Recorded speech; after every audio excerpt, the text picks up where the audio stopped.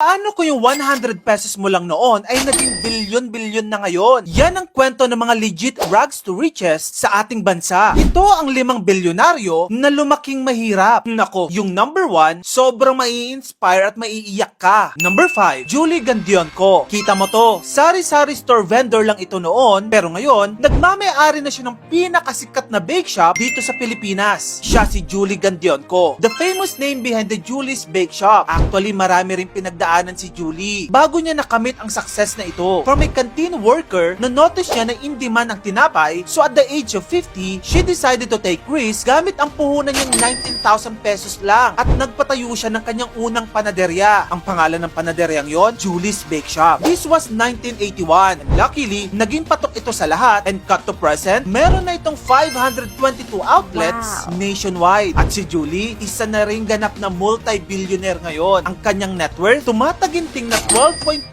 billion pesos. Wow. Inspiring, no? Number 4, Alfredo M. Yao. Kita mo to, nagbebenta lang ito ng kung ano-ano sa kalye noon. Pero ngayon, multi-billionaire na siya. Siya si Alfredo M. Yao. At siya ang nagmamay-ari ng Zesto, ang pambansang baon ng mga batang 90s. Si Alfredo M. Yao ay dating sidewalk vendor noon. Ipinanganak man siyang mahirap, nagsikap naman siya mula 12 years old para matustusan niya ang kanyang pag-aaral. Pero ang sad reality is, umabot lamang siya hanggang high school at pinili na lamang niyang harapin ang buhay gamit ang diskarte. Pinasok niya ang printing press business at dito siya unang yumaman, pero hindi siya tumigil. Nang makita niya ang potensyal ng Doy Packs, naisip niyang gawing juice packaging ito. Walang kumpanyang tumanggap sa ideya niya, kaya gumawa siya ng sariling juice drink at dito ay pinanganak ang Zesto. At ito ang nagdala kay Alfredo sa net worth na 21.8 billion pesos. Number 3, Diosdado Banatao. Kita mo to, siya ang tinuturing ng marami na Bill Gates ng Pinas. Bakit ka mo? Kasi marami siyang pioneering invention sa tech na ginagamit natin ngayon. Kabilang na ang first single chip, window graphics, at accelerator chip. Grabe no, Pinoy pala nag-pioneer ng mga yon. Malaki na rin ngayon ang international company niya na Chips and Technologies Corporation. Pero bago niya nakamit ang lahat ng ito, alam niyo bang dahil sa hirap ng buhay ay pumasok siya noon sa eskwelahan na walang tsinelas? Hiniis niya lahat. At kalaunan ay graduate pa siyang cum laude. Doon nagsimula ang sunod-sunod na oportunidad para ipakita ang galing niya sa teknolohiya. And now, he's a certified multi-billionaire with a net worth of 47.2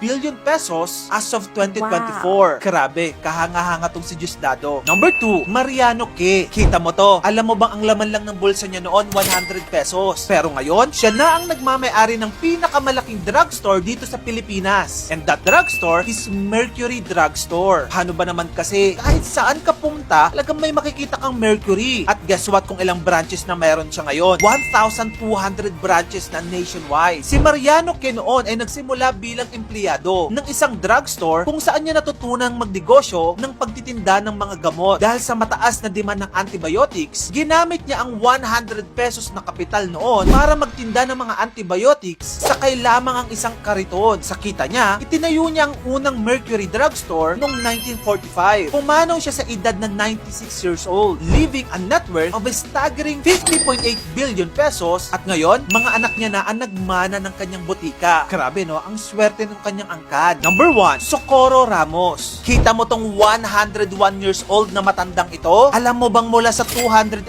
pesos ay itinayo niya ang pinakamalaking bookstore dito sa ating bansa. Siya si Socorro Ramos. Alam mo ba ang kilala nating national bookstore ngayon? Siya yung may-ari noon. Pero bago niya nakamit yon, marami siyang pinagdaanang sakuna. Si Socorro Ramos or Nanay Kuring ay founder ng national bookstore na laking hirap rin. Naging sales lady lang din siya noon ng isa pang bookstore. At yung kapital niyang 211 pesos noong 1940, ginamit niya ito para ipatayo ang sarili niyang bookstore. Pero ang masaklap, 2 beses nasira ang kanyang bookstore dahil sa giyera at mga bagyo. Pero kahit na ganun yung nangyari, Nanay Kuring still continued from scratch at pagsapit ng 1970s, dito na naging patok ang tinaguriang largest bookstore chain dito sa ating bansa. Ang National Bookstore ay meron ng 230 branches nationwide at si Nanay Kuring looking healthy and wealthy pa rin sa kanyang edad na, guess what, 101 years old with a staggering 175 billion pesos net worth. Grabe, sobrang inspiring ni Nanay Kuring. Yan ang mga kwento ng mga legit rags to riches dito sa ating bansa. May napapansin ka ba sa kanila? Yung iba, piniling hindi na mag-aral at dinaan na lamang sa diskarte. Yung iba naman, talagang pinush nila makapagtapos sa kolehiyo. Ikaw, naniniwala ka bang importante ang pagtatapos para maging matagumpay sa buhay? Tara, pag-usapan natin yan sa comment section. I-follow mo na rin ako. Yun lang, maraming salamat sa panonood.